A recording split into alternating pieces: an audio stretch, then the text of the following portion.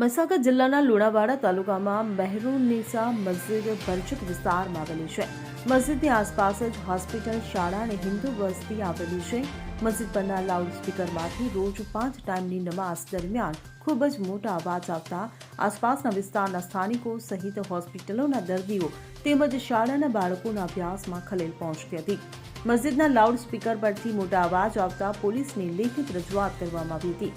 લાઉડસ્પીકરની રજૂઆત આવતા પોલીસે મસ્જિદના ટ્રસ્ટીઓને સ્પીકર બંધ કરવા જણાવ્યું હતું, પરંતુ મસ્જિદના ટ્રસ્ટીઓએ 2-3 દિવસ સ્પીકર બંધ રાખ્યા બાદ ફરીથી લાઉડસ્પીકર ચાલુ કરી દેતા ઉચ્ચ કક્ષાએ રજૂઆત સ્થાનિકોએ કરી હતી. ત્યારે ગૃહ વિભાગ દ્વારા પોલીસને આવેલી રજૂઆતની કાર્યવાહી કરવાના આદેશ આપ્યા હતા, જેને લઈને લુણાવાડા ટાઉન પોલીસે મસ્જિદના ટ્રસ્ટીઓ સાથે બેઠક કરીને મોટા અવાજથી હોસ્પિટલના દર્દીઓ, શાળાના બાળકો સાથે રહીશોને ખલેલ પડી રહ્યા હોવાથી સુપ્રીમ કોર્ટના આદેશ મુજબ જાહેરનામાનો ભંગ થઈ રહ્યો હોવાનું જણાવ્યું હતું. નોઇઝ પોલ્યુશનના એક્ટ મુજબ સુપ્રીમ કોર્ટની જોગવાઈઓ અનુસાર અમુક ડેસિબલથી વધારે ઊંચા અવાજથી વગાડતા પોલીસને કાર્યવાહી કરી હતી. લુણાવાડાની મહેરુન્નિસા મસ્જિદ પર લાગેલા લાઉડસ્પીકરને પોલીસે ઉતારીને કાર્યવાહી કરી હતી. સંદીપ દેવશ્રી સાથે CN24 ન્યૂઝ, મહીસાગર.